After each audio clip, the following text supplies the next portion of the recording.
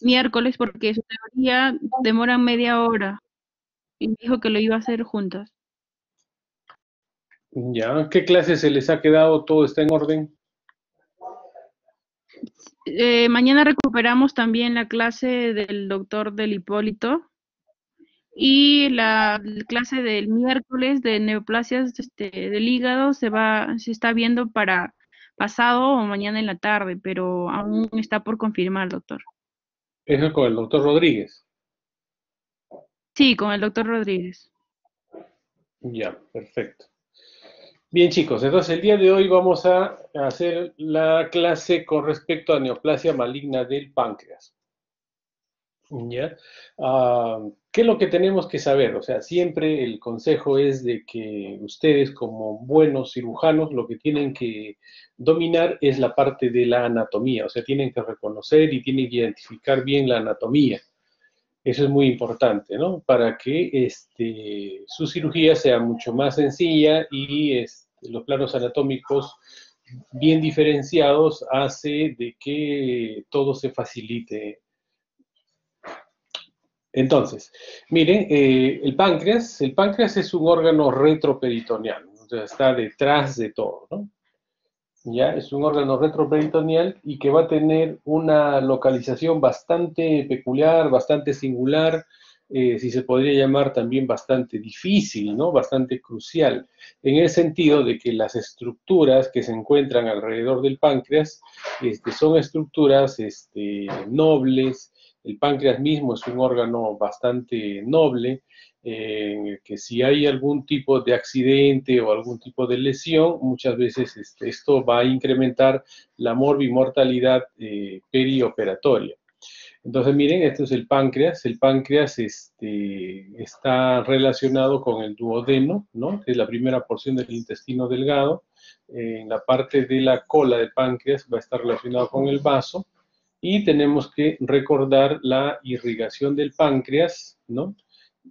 Por dos vías, ¿no? Del tronco celíaco mediante la arteria esplénica y también con la arteria hepática, ¿no? De aquí viene la arteria gastroduodenal, la arteria pancreatoduodenal anterior, la pancreatoduodenal posterior, y miren, ¿no? Dos arterias importantes. Y luego también aquí vamos a ver la arteria pancreática inferior, ¿no? Y los ¿Cómo arcos, estás, ¿no? peor? Para descartar COVID. ¿No quieres descartar Abigail, COVID? tu micrófono. Apaguen su micrófono, chicos. No, tú. Abigail, tu ¿Dónde? micrófono. Abigail, tu micrófono. Ay, perdón. Ya, miren, esto da una idea de que la alumna Abigail, ¿no? Y no sé qué alumnos más no están atendiendo la clase. O sea, encienden, ponen que están presentes y no están atendiendo la clase. Están en otra cosa. ¿Qué hacemos, chicos? ¿Mm? Dante Salvador.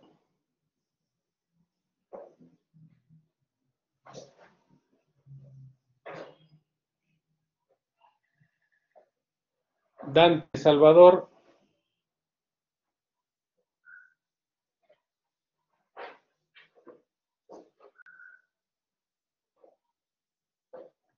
Mira, aquí hay 4 alumnos que han abandonado, por ejemplo.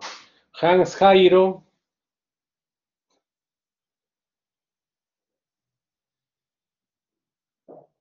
La delegada.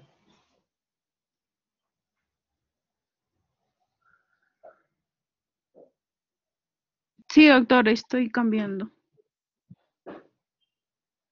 ¿Cambiando qué?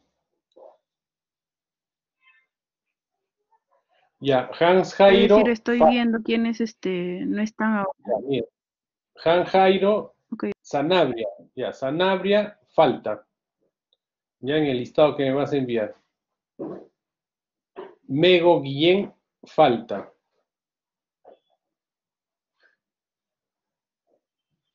Cristel Paloma Matius, falta.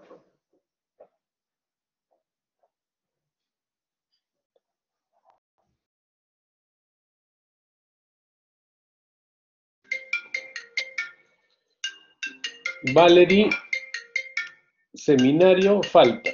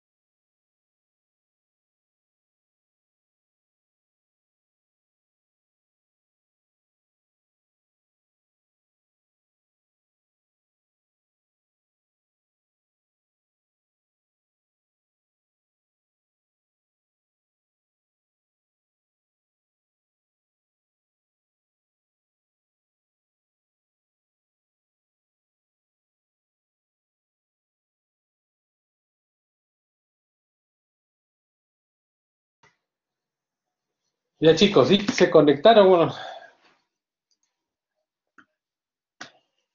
Bueno, vamos a continuar para los que sí realmente están en clase. Ya, entonces les decía que el páncreas es un órgano retroperitoneal y las principales relaciones, ¿no? Con el duodeno, con la cola, con el vaso, y miren la íntima relación con la aorta, ¿no? Con la vena mesentérica, y luego cuando se une la mesentérica con la esplénica, van a formar la porta, ¿no? La vena porta. Entonces, la vena porta, acá tenemos la arteria también mesentérica. Eso es con respecto a la parte anatómica, ¿no? Entonces, este es el drenaje venoso, que también tenemos que considerar las venas pancreatodenal, tanto anteriores como las posteriores, ¿no? Que van a drenar a la mesentérica y luego a la vena porta, ¿no? El drenaje linfático, tenemos aquí el drenaje linfático en la zona del tronco celíaco, ¿ya? En la cabeza del páncreas, el cuerpo y la cola, ¿no? Entonces, eso es la disposición de los ganglios en el páncreas. Tenemos que tener presente siempre la limpieza ganglionar cuando vamos a operar una duodenopancreatectomía con intención curativa. Esto es con respecto a la parte anatómica ligada a los conductos biliares. Es la vesícula, conducto hepático derecho, conducto hepático, este es el conducto hepático común, el derecho, aquí está, el izquierdo, este es el conducto cístico y este es el conducto colédoco. Entonces el conducto colédoco es cuando se une el cístico con el conducto hepático común. Entonces el colédoco tiene una porción extrapancreática, una porción intrapancreática y va a llegar a la ampolla de Vater, ¿no? Esta es la ampolla de Vater y aquí van a tener un esfínter que es el esfínter de Oddi, ¿no? La patología a veces no tan frecuente, pero que tienen que considerar son los cálculos en el conducto colédoco, que pueden ser cálculos que se forman en el mismo conducto colédoco o cálculos que pasan de la vesícula al conducto colédoco. Aquí también confluye el conducto de Wirsum, ¿no? Que es el conducto principal del páncreas, ¿no? Según el colédoco distal y va a terminar ambos en la ampolla de Vater, ¿no? El conducto Santorini es un conducto accesorio que generalmente su desembocadura es en la parte superior, es mucho más pequeño.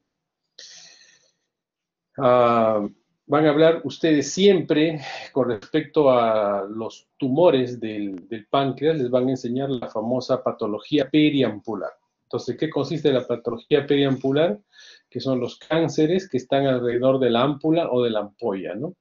Entonces, lógicamente, está el ampuloma, que es el tumor de la ampolla de Vater, está el cáncer de cabeza de páncreas, que generalmente empieza en esta zona, en la cabeza o en el proceso uncinado, el cáncer de la vía biliar distal, que son los colangiocarcinomas, y tenemos el cáncer de duodeno, que se inicia el tumor en el duodeno. Entonces, ¿por qué estos 4 cánceres están ligados? Porque comparten sintomatología muy parecida, ¿no? Generalmente todas debutan con ictericia, ¿no? Con una obstrucción de la vía biliar, aumentando las bilirrubinas en sangre. Entonces hay una ictericia de tipo obstructiva, ¿no? Entonces, son neoplasias originadas dentro de 2 centímetros de la papila mayor, ¿no? De la papila. Entonces, ¿cuál es la incidencia de estos tumores en forma estadística, ¿no? El cáncer de cabeza de páncreas representa el 80% de los tumores. El ampuloma representa el 15%. El cáncer de vía biliar representa el 3% y el cáncer de duodeno representa el 2%. Entonces, esto es la distribución de los cánceres periampulares. Sí, sí, muy urgente, por favor. ¿Aló? Sí.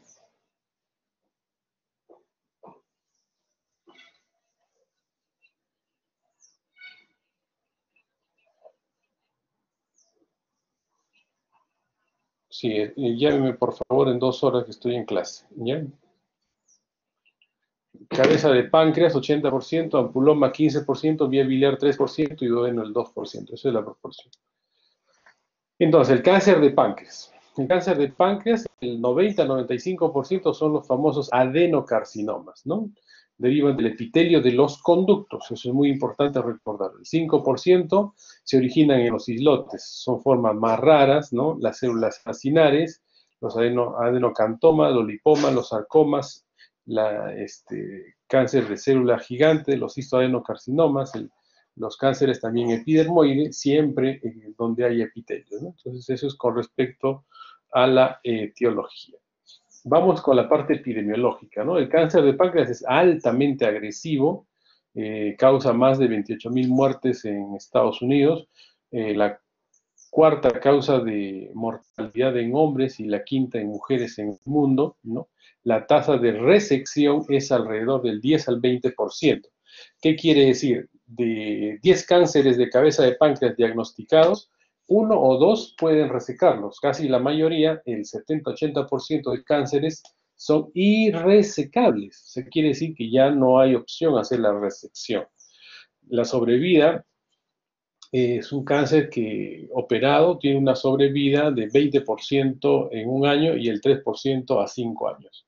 En estos últimos tiempos la sobrevida se ha mejorado un poco con el advenimiento de la quimioterapia, de la radioterapia, de la inmunoterapia y una serie de estrategias que ayudan a combatir también esta neoplasia. Pero fundamentalmente el cáncer de páncreas es muy ingrato, con o sin cirugía.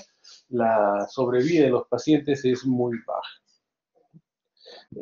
Con respecto a la prevalencia, la edad del 80% de los cánceres están presentes entre los 60 a 80 años, preferentemente en la raza negra. La relación entre hombres y mujeres es de 2 a 1, o sea, 2 hombres frente a una mujer, y no hay diferencia en lo que es nivel socioeconómico, ¿no? Y fundamentalmente se detectan estos cánceres en los centros urbanos comparados a la zona rural.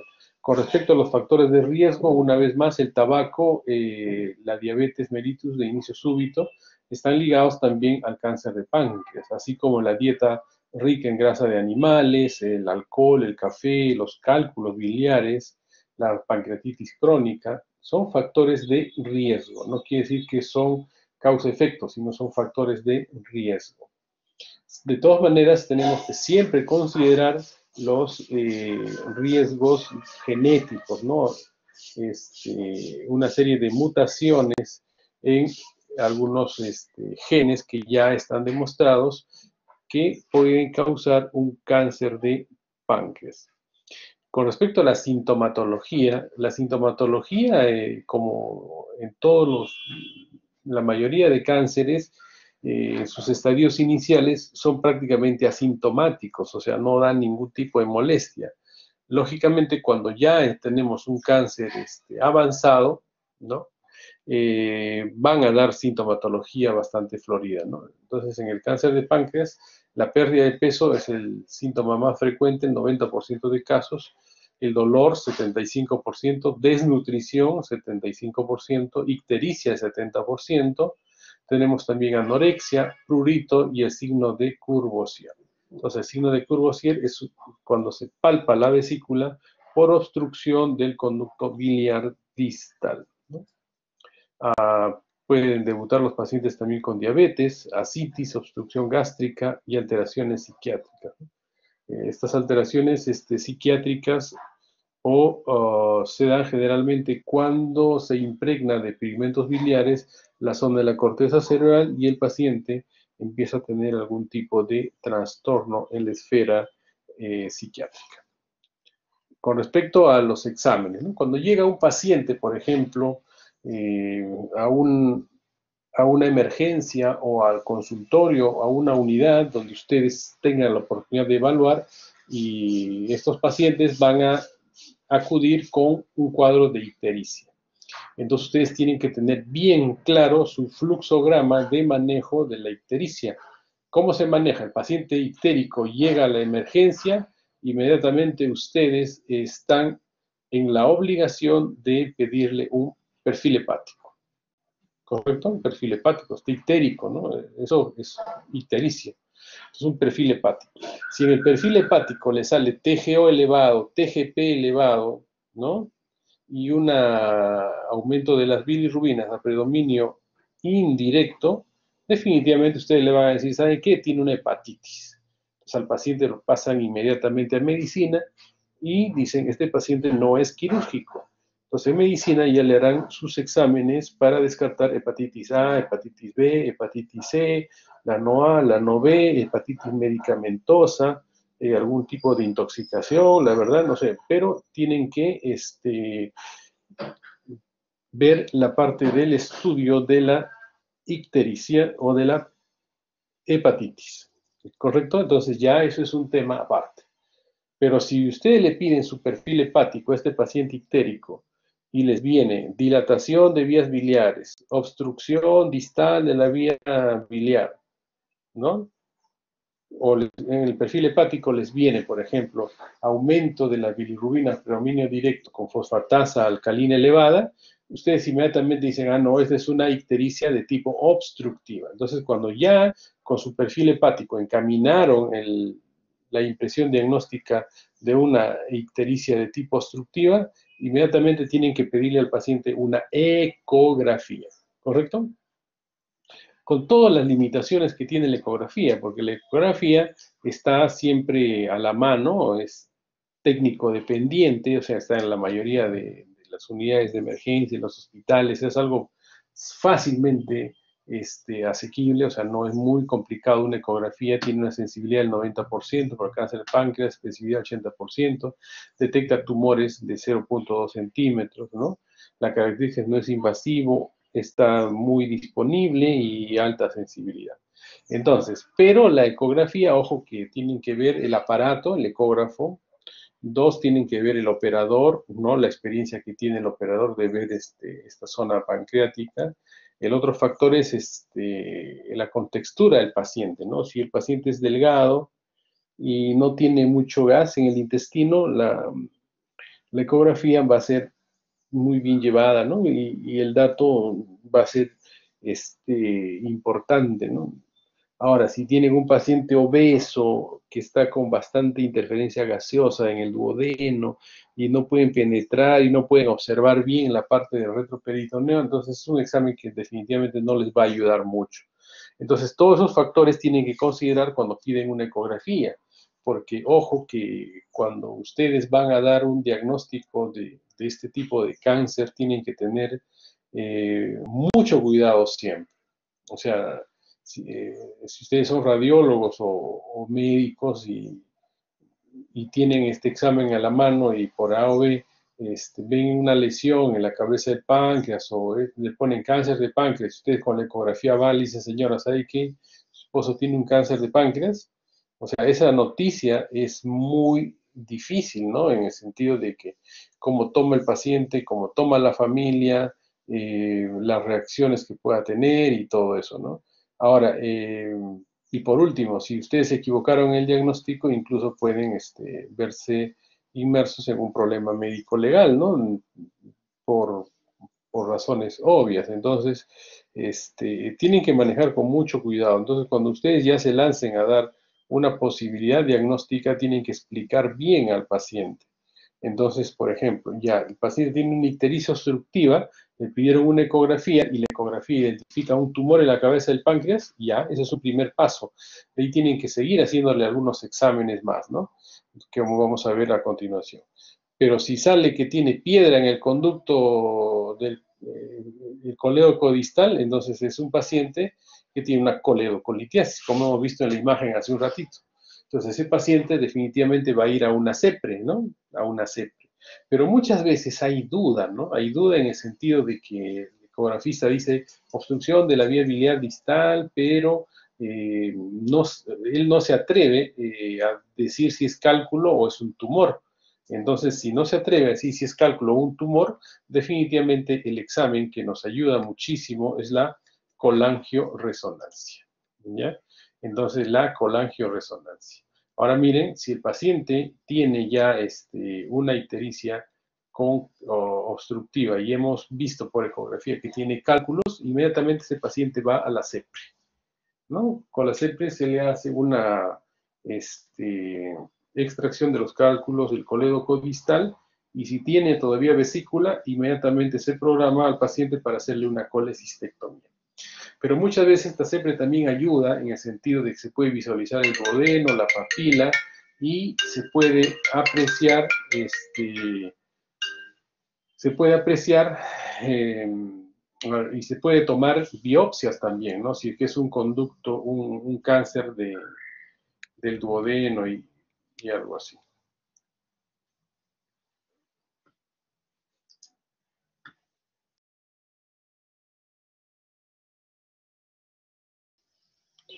Bien, chicos, vamos a seguir. Ya, bueno, voy a contestar después el teléfono. Ya, entonces, la CEPRE es una endoscopía, ¿no? Con visión lateral para ver la ampolla de váter y instrumentarla, ¿no? Si la lesión está en plena ampolla, se le hace una biopsia. Y si la lesión está dentro de la ampolla, ustedes tienen la oportunidad de también poder hacer una biopsia. Incluso si es un cáncer de páncreas que está estenosando por compresión extrínseca el conducto colédoco-distal, entonces pueden ponerle un stent, ¿no? Que es como un tubito que va a permeabilizar el conducto biliar, ¿no? Para disminuir la ictericia, ¿no? Y por último, si es que van a operar a este paciente, también la CEPRE ayuda a hacer la descompresión preoperatoria. Pero lo que les mencionaba hace un momento, les decía, si es que hay duda entre si es cálculo o un tumor, el examen de elección para poder diferenciar esta patología es una colangioresonancia. ¿Correcto? Ya con la colangioresonancia, ustedes pueden hablar con los familiares y decirles, miren, ¿saben qué? En la colangioresonancia ha salido que tiene cálculos en el conducto colédoco y el paciente va a ir a hacerse una CEPRE. Se acabó el problema. Con contundencia y con mucha seguridad. Porque este examen sí ya les va a dar una capacidad o una aproximación diagnóstica bastante alta, ¿no? Sensibilidad del 95%, chicos. Entonces, ¿qué quiere decir? Si ve un tumor, o sea, tiene que ser un tumor. Entonces les puede decir, en la colangioresonancia ha salido que es un tumor de la cabeza del páncreas, o un tumor de la ampolla, un tumor del duodeno, o un tumor del colédoco distal, o un colangiocarcinoma. Entonces ya ustedes hablan y le dicen, no, tiene un tumor. El paciente tiene que operarse, ¿correcto? Ahora, tiene algunas desventajas. Lógicamente no detecta lesiones menos de 2 centímetros, ¿no? Y cuando hay metástasis o siembra peritoneal de tipo carcinomatosis, nosotros no vamos a poder detectar con la colangioresonancia, ¿no? La resonancia sin ventaja sobre la tomografía. La tomografía es muy importante, chicos, porque con la tomografía nosotros vamos a hacer el estadiaje y la preparación para la operación del paciente. ¿Por qué? Porque con la tomografía, entonces miren la evolución de sus exámenes. Ecografía nos va a ayudar a diferenciar si es cálculo o piedra, o si la vía biliar está dilatada, o hasta si es una hepatitis, ¿no? El hígado brillante y todo. Entonces la ecografía. La CEPRE nos ayuda a solucionar el problema de la coledocolitiasis, y si es un tumor, a ayudar a hacer biopsia o incluso a poner stents con la CEPRE. La colangioresonancia fundamentalmente sirve para marcar si es benigno o maligno, o si es cáncer o si es cálculo. Con esto vamos a tener una idea clara. Pero cuando ya nosotros tenemos el diagnóstico de un cáncer de cabeza de páncreas por ecografía, por colangioresonancia, vamos a hacerle el estadiaje para entrar a la operación. Y el estadiaje se hace sí o sí o sí con la tomografía. Entonces, actualmente el estudio tomográfico de diferentes órganos del cuerpo se están haciendo con los famosos protocolos, ¿no? Y ahora existe, por ejemplo, un protocolo, protocolo pancreático. Se pide tomografía helicoidal, ¿no? Un TEM, un multicorte, con protocolo pancreático. Son cortes más finos, se hace la reconstrucción de todo el páncreas y en forma dinámica ustedes ven la relación que existe entre la vena porta, la vena mesentérica, la arteria mesentérica con el tumor, para ver la posibilidad de hacer una resección del tumor. Ahora, si el tumor ya invade la vena mesentérica, la arteria mesentérica, la vena porta, ¿no? Entonces ya se cataloga como un tumor irresecable. Entonces, ese es un criterio de irresecabilidad del tumor. Ahora, la tomografía tiene una sensibilidad de 84% y una especificidad del 98%. Un valor predictivo positivo del 95% y valor predictivo negativo del 93%. Miren, aquí tenemos cómo se ve, ¿no? En las imágenes tomográficas, ustedes ven el hígado, el riñón, aquí van a ver el páncreas, ¿no? Se ve la arteria mesentérica, la vena mesentérica, miren la cabeza del páncreas. Entonces, todas esas imágenes ustedes van a poder visualizar en forma normal. Esto, por ejemplo, es un paciente que tiene un tumor en la cabeza del páncreas, miren, ¿no? Tumor en la cabeza del páncreas, y en el proceso uncinado del páncreas. La vena porta, la vena mesentérica, y aquí se va a ver la relación que existen con estas estructuras, ¿no? Entonces, este es un tumor donde hay un límite, ¿no?, entre la arteria mesentérica y el tumor. Igual aquí la porta. Entonces es un tumor que reúne criterios de resecabilidad, ¿correcto? Entonces eso es con la tomografía. Entonces, para planificar nuestra cirugía tenemos que utilizar la tomografía.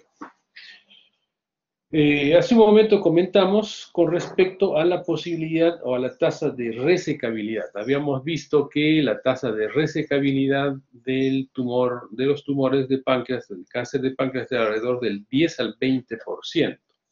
Ahora, nosotros muchas veces entramos y vemos al paciente y podemos planificar nuestra cirugía por vía laparoscópica, ¿no? Nosotros hemos hecho 3 cirugías por vía laparoscópica, o sea, 3 Whipple laparoscópicos. Uno de ellos ustedes lo tienen publicado en la revista de la universidad, ¿no? En el año 97, me parece, con el doctor Guamán, ¿no?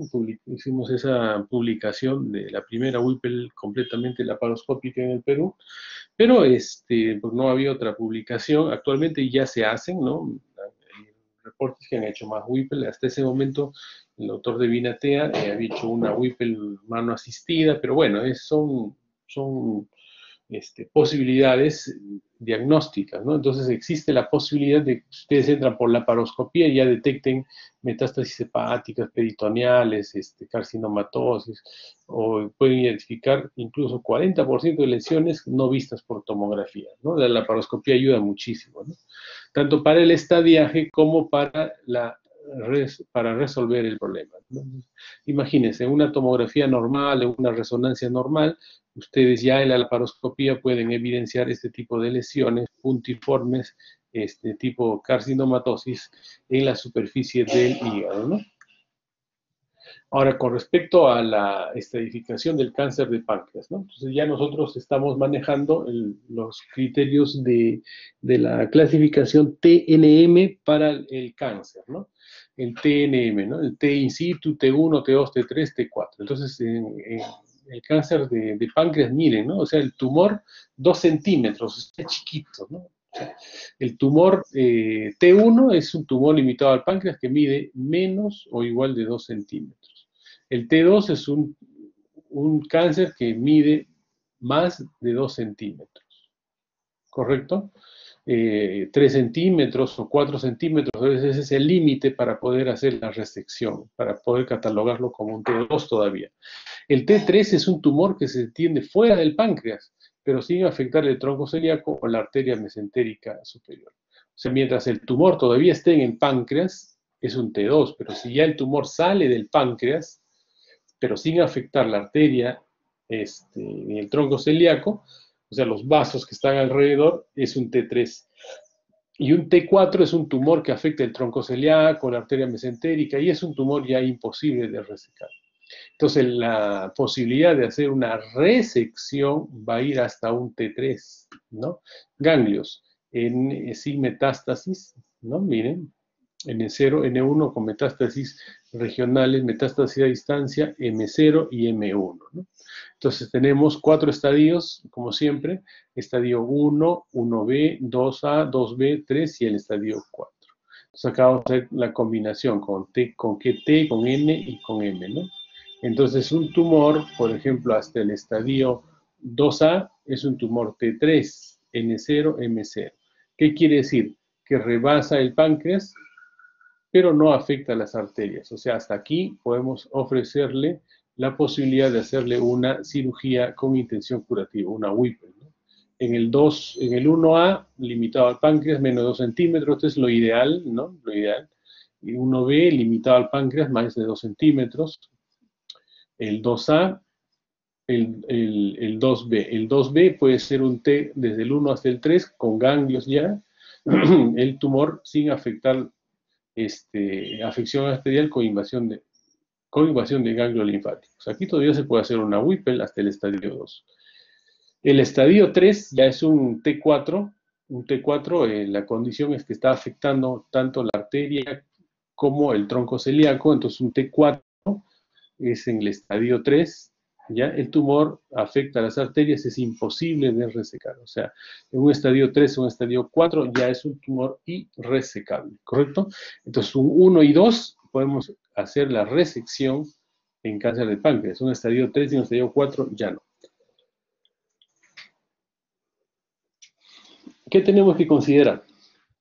Que estos son pacientes que vienen generalmente desnutridos, ¿no? O sea, vienen con un grado de nutrición bastante importante, por eso le pedimos a los pacientes un perfil hepático, haciendo mucho énfasis en las albúminas y en la globulina, especialmente en las albúminas, ¿no? ¿Qué es lo que tenemos que hacer con estos pacientes? Mejorar el estado de nutrición antes de la operación, porque ojo, vamos a hacer una gran cirugía, vamos a hacer bastante resección y la reconstrucción, que son las anastomosis, tanto del estómago con el intestino, del colon con el intestino, del páncreas con el intestino, van a requerir un estado nutricional óptimo para evitar la posibilidad de complicaciones de tipo dehiscencia, de anastomosis o fístulas, ¿no? Entonces eso tenemos que tener mucho cuidado. Es importante hacer la descompresión biliar, si podemos hacerlo por CEPRE, vía endoscópica, excelente, o si no, también se puede hacer por radiología intervencionista, ponerle un catéter a través de la pared abdominal, un transparieto hepático, ¿no? Para poder drenarlo, pero siempre hay que descomprimir. Estos dos aspectos son muy importantes, tanto la nutrición en el preoperatorio y la descompresión de la vía biliar. Ahora, el uso de octrótides para inhibir la secreción pancreática también se utiliza, ¿no? Dentro del manejo preoperatorio. Esta es la técnica de Whipple, miren, ¿no? Este es el hígado, estómago, intestino delgado. Ustedes están viendo los puntos donde se va a hacer la sección. Estos puntitos van un poquito más arriba, chicos. 3 puntos deben ir acá porque se saca la vesícula y la sección se hace a nivel del conducto hepático común, ¿correcto? Entonces, se corta acá, se saca vesícula, se saca todo esto, se corta la cabeza del páncreas. Esto es con preservación de píloro, ¿ya? Se corta aquí. O si sin preservación de píloro, se corta a nivel del antro. Entonces se saca todo esto, el páncreas más el duodeno, ya con un segmento de intestino delgado. Entonces, esta es la técnica, ¿no? Entonces, ustedes van a sacar cabeza del páncreas, el duodeno, y si es la Whipple clásica, el antro del estómago y una porción de intestino, incluido el tumor, lógicamente. Entonces, toda esta parte no la van a tener. ¿Cómo se hace la reconstrucción en la técnica de Whipple? Se hace del intestino con el páncreas, para el jugo pancreático, de la vía biliar, o sea, del conducto hepático con el intestino para toda la bilis, ¿no? Entonces acá tenemos tanto el jugo pancreático, el jugo biliar, que intervienen activamente en el proceso de la digestión, se van a unir con el estómago, ¿no? Entonces acá tenemos el estómago con el intestino, la gastroentero, ¿no? Entonces, esta es la reconstrucción. Entonces, imagínense todo lo que necesitan tener un estado nutricional óptimo para evitar la dehiscencia y las fístulas, ¿no? Ese es el objetivo. Complicaciones, vaciamiento gástrico retardado, 30-35% de casos, ¿ya? La sepsis 10%, insuficiencia renal 10%, fístula pancreática 20%, hemorragia gastrointestinal el 10%. Ya complicaciones pulmonares el 5%, fístula biliar el 5% y complicaciones cardíacas el 5%. Pancreatectomía total. Ustedes pueden escuchar y hablar sobre la pancreatectomía total, ¿no? Entonces pueden decir, y algunos cirujanos también lo pueden preferir, ¿no? Dicen, en lugar de estar haciendo porque el páncreas es bien ingrato, ¿no? La fístula pancreática a veces son persistentes, permanentes, y a veces esto también lleva a que la mortalidad se eleve, ¿no? Entonces dicen ellos, pero mejor le saco todo el páncreas, ya me evito todos los problemas que da el páncreas. Entonces tiene ventajas, por ejemplo, aumenta el margen de resección, porque no, siempre en oncología o en cirugía oncológica tienen que tener el criterio del margen, ¿no? El margen es cuánto de distancia de tejido normal tiene el momento de la resección. ¿Qué quiere decir? Que evitar sacar, hacer la resección justo donde tiene tumor. Entonces, lógicamente ahí va a quedar enfermedad y va a haber una recurrencia local de la enfermedad. Entonces, eso no es lo ideal, ¿no? En este tipo o en ningún cáncer, ¿no? Entonces, siempre existe el margen de resección. Entonces, en el caso del páncreas, el margen de resección tiene que ser por lo menos 2 centímetros. O sea, del tumor, 2 centímetros sano, de tejido sano, y ahí tienen que hacer la resección. Entonces, con la pancreatectomía total se aumenta el margen de resección, aumentar la disección de los ganglios, también se sacan, ustedes ven ya mayor cantidad de ganglios, y reducir la tasa de recurrencias, ¿no? Evitar complicaciones de la anastomosis pancreática, que es la fístula pancreática, que puede ser muy pesada y un manejo a veces un poco complicado.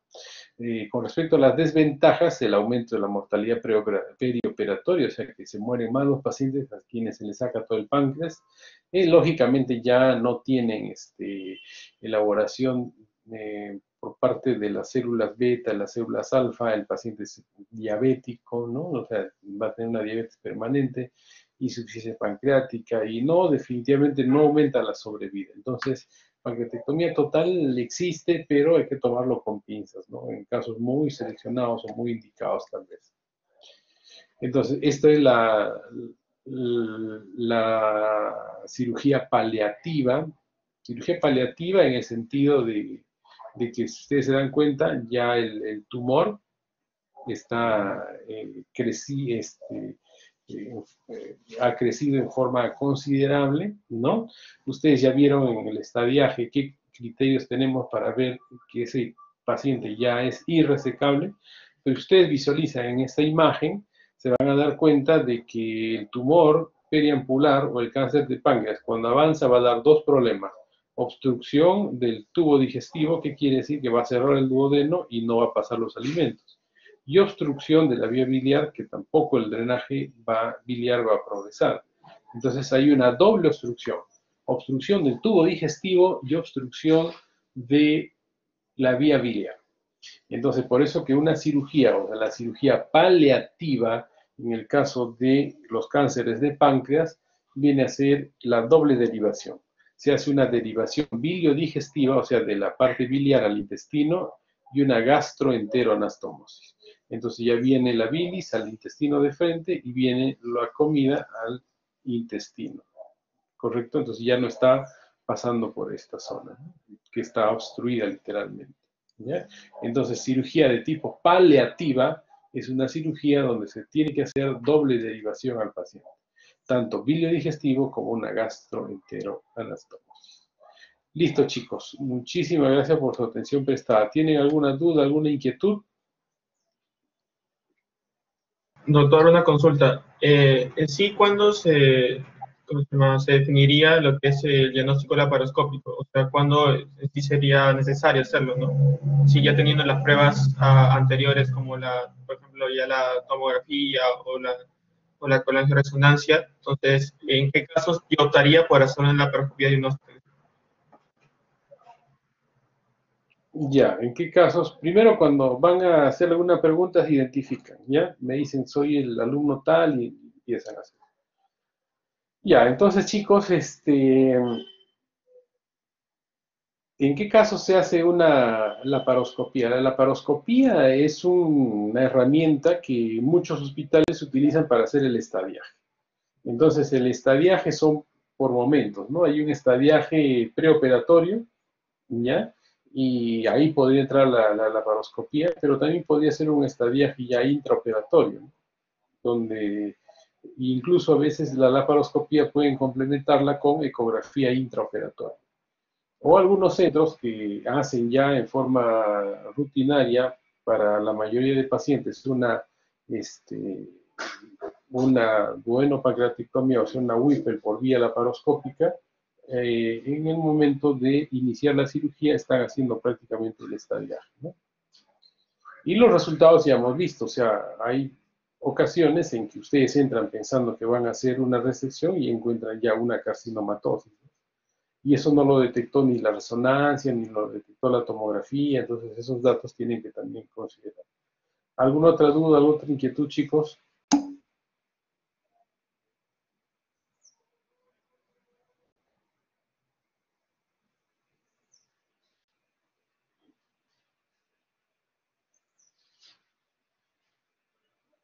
Doctor, hay una pregunta en el chat. Señora Villa, es la técnica de Whipple, ¿no? Entonces, la técnica de Whipple es la gastro-duodeno-pancreatectomía. ¿Qué quiere decir? Se saca parte del estómago, se saca el duodeno y se saca la cabeza del páncreas. Entonces, todo lo que está punteado se va a sacar. Si quieren con preservación de píloro, es acá, y si quieren con la clásica, es acá. ¿Correcto? Ahora, una vez que se saca la cabeza del páncreas, el duodeno, parte del estómago, la vía biliar distal y el ilion inicial, la reconstrucción es esto, la técnica de Whipple. Se sube un asa intestinal y al asa intestinal se va a conectar el páncreas, por eso se llama anastomosis pancreato-intestinal, bilio digestivo o bilio intestinal o bilio entérico y gastroentérico. ¿Correcto? O sea, el intestino se va a hacer 3 anastomosis. La del páncreas, la de la vía biliar y la del estómago. Esa es la técnica de Whipple. ¿Para qué? Para que ustedes coman, vienen los alimentos al esófago, llega al estómago, pasa esta porción, más los jugos y se hace la digestión. Si no, no tendría sentido. ¿Sí? Ahora sí, ¿queda claro? Doctor, Alumno Talavera, tengo una pregunta, dos preguntas. La primera es con respecto a la ictericia que mencionó.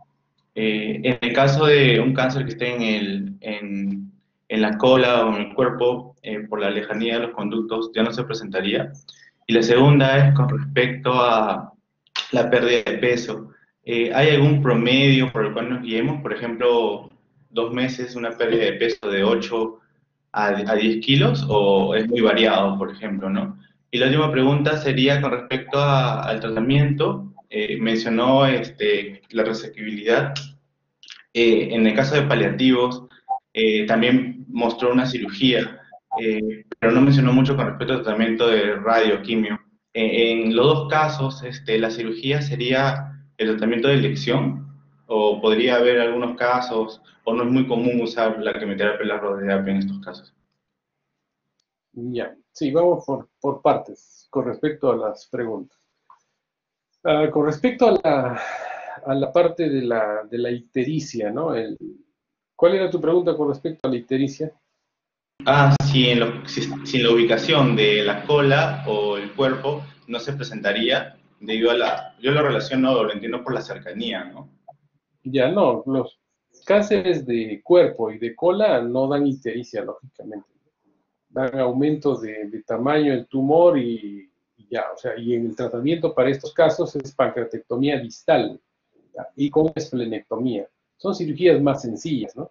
Pero siempre estos tumores a veces también son irresecables porque crecen bastante y cuando se dan cuenta ya los cánceres están muy grandes. Con respecto a la localización del cáncer de páncreas generalmente es en la cabeza o en el cuerpo, es poco en el cuerpo y en la cola, ¿no? Pero igual, si se presenta un cáncer de cola no les va a dar ictericia y el tratamiento es diferente, ya no tienen que sacar toda la cabeza del páncreas, sino hacer una pancreatectomía distal. O sea, no hay ictericia en esos casos, ¿no? Ahora, la otra pregunta era... A la pérdida de peso, si es que hay algún promedio. Realmente son pacientes que vienen con 10, 15 kilos de pérdida de peso en 3 o 4 meses y se suma todo lo de la sintomatología con ictericia y todo, ¿no? Eso es lo más frecuente. ¿Ya? Y la última pregunta. Era con respecto al tratamiento de los cánceres resecables, ¿no? He leído que la cirugía es la mejor opción, pero en el caso de los resecables usted mostró también una cirugía. Entonces, Mi pregunta era, con respecto a la quimio-radioterapia, si era usual usarla, si es que tenía alguna indicación, o si era para los resecables, o también en los que eran resecables, ¿no? Porque esa parte no se menciona mucho. Claro. ¿Qué es lo que pasa? El cáncer, el adenocarcinoma, ¿no? El cáncer de páncreas, lo ideal es el tratamiento quirúrgico, igual que el adenocarcinoma de estómago, del colon, ¿no? O sea, la cirugía. Los adenocarcinomas ustedes tienen que sacarlos. O sea, eso es la idea que tiene que quedarles claro. Ya, la quimio, las radioterapias son terapias adyuvantes, ¿no? Incluso pueden comportarse como neoadyuvancia también, ¿no? ¿Qué significa? Adyuvancia es cuando ya lo operaron al paciente y tienen que complementar el tratamiento. Eso se llama terapia adyuvante, ¿no? Ayudar más a combatirse. Entonces, si tiene un borde de 1 centímetro, o el borde está comprometido, pero o hay o hay más ganglios de lo permitido, hay compromiso ganglionar más importante, entonces el paciente va a quimioterapia complementaria. Entonces, eso es con respecto a la adyuvancia. Pero hay pacientes que, eso también tienen que tener claro, que hay pacientes que definitivamente en la primera instancia dicen, no, este es un estadio 3 o un estadio 4, ya reúne criterios de irresecabilidad, entonces no van a poder sacarlo, siendo la cirugía la mejor opción del manejo de este tipo de pacientes. Entonces hay esquemas para páncreas, para estómago, para colon, ¿no? Especialmente para páncreas y para estómago, con quimioterapia neoadyuvante. ¿Qué quiere decir? Que la quimioterapia va a ayudar a disminuir el estadiaje. Entonces se van controlando los pacientes y si hay una disminución del estadiaje, inmediatamente ustedes lo operan, ¿no? Entonces eso también se hace, ¿no? Se hace bastante manejo con la parte de oncología médica y con radioterapia. Entonces se ven no en forma de molde a los pacientes, sino en función a qué es lo que necesita el paciente. Porque a veces puede ser de que un paciente tenga una lesión de 2 centímetros con 4 o 5 ganglios comprometidos, o puede ser que tenga una lesión bastante grande con ningún ganglio comprometido, o puede ser en forma mixta. O sea, se trata de enfocar de acuerdo a la necesidad y al requerimiento del paciente. Pero que sí se puede complementar, o sea, con radio y con quimioterapia, ¿no? Bien, chicos, ¿alguna otra duda, alguna otra inquietud? Carla. Doctor, buenas tardes. Yo tenía una consulta. Usted hace rato dijo que se podría hacer una pancreatomía total, pero que solamente eran en algunos casos. Más o menos en qué caso sería viable este tipo de cirugía, ya que existen también varias complicaciones.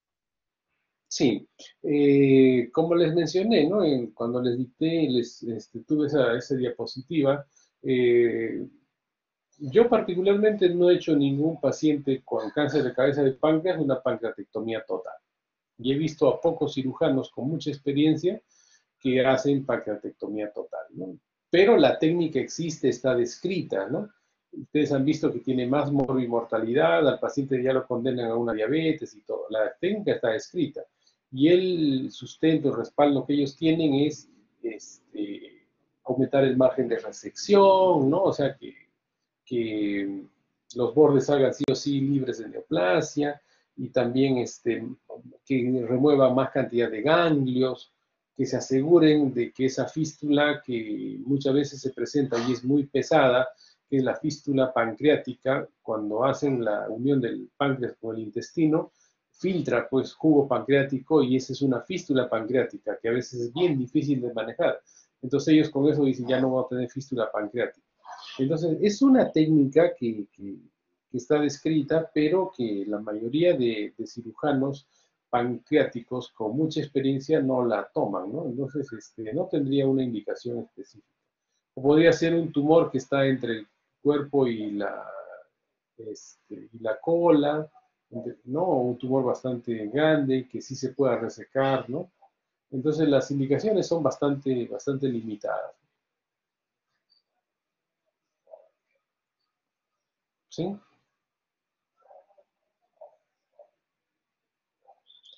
Bien, chicos, ¿alguna otra duda, otra inquietud?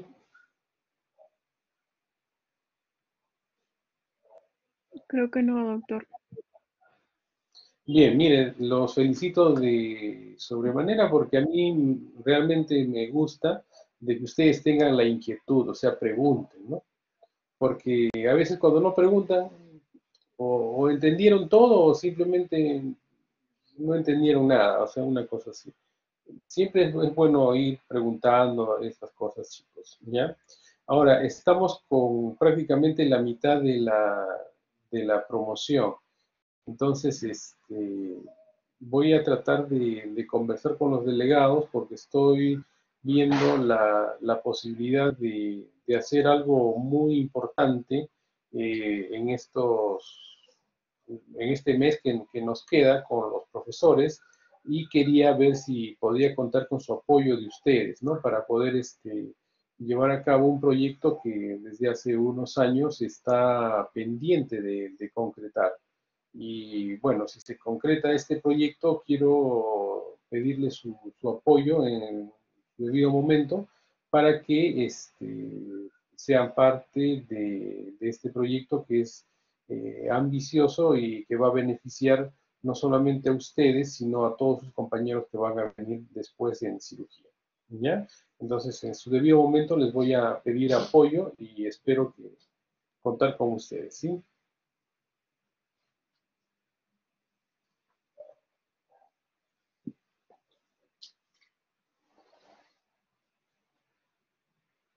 Sí, chicos, me dejé entender, ¿me escucharon? Sí, sí, doctor. Sí, doctor. Ya, Sí, doctor. ya. Muy bien, chicos, gracias. Ya nos conectamos en otro momento. Chicos, el primer grupo, el que no tome lista.